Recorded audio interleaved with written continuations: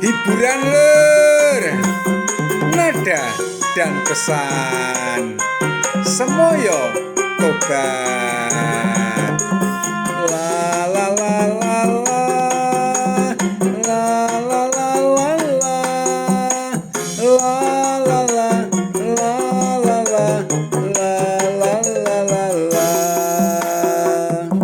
Aduh Gusti, pripun kula niki pengen tobat akeh sing kudoni, pengen leren ora kadhe omben-omben merga kelakuan kanca-kanca biyen, pengen ndelik ngindari maksiat, pene kusuk lek nglakoni salat.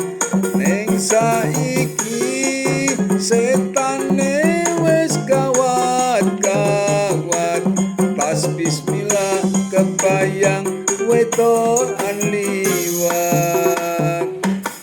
Menungso gampang lena karo kodhone donya, lek wis putuhe teka guru eling sing kuwasa, lek wis uripe marar yo janji pengen tobat serta rejeki ngangkat dombalik maneh maksiat. Saben dina mung semoyo tobat, saben dina mung semoyo tobat.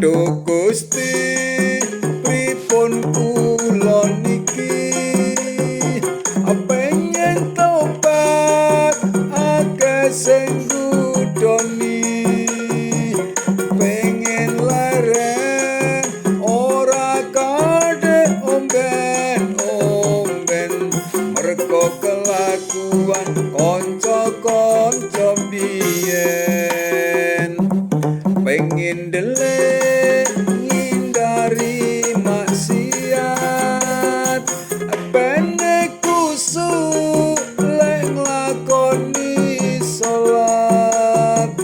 Ning saiki setane wis gawat-gawat, pas bismillah kebayang wedokan liwat.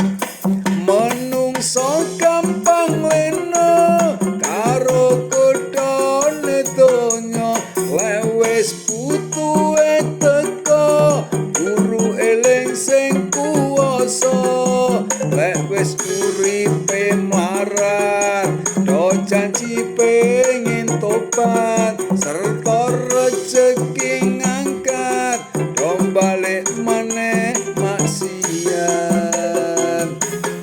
Menungso gampang lena karo kodhone donya, lek wis putuhe teka guru eling sing kuwasa, lek wis uripe marar do janji pengen tobat serta rejeki ngangkat dombalik maneh maksiat.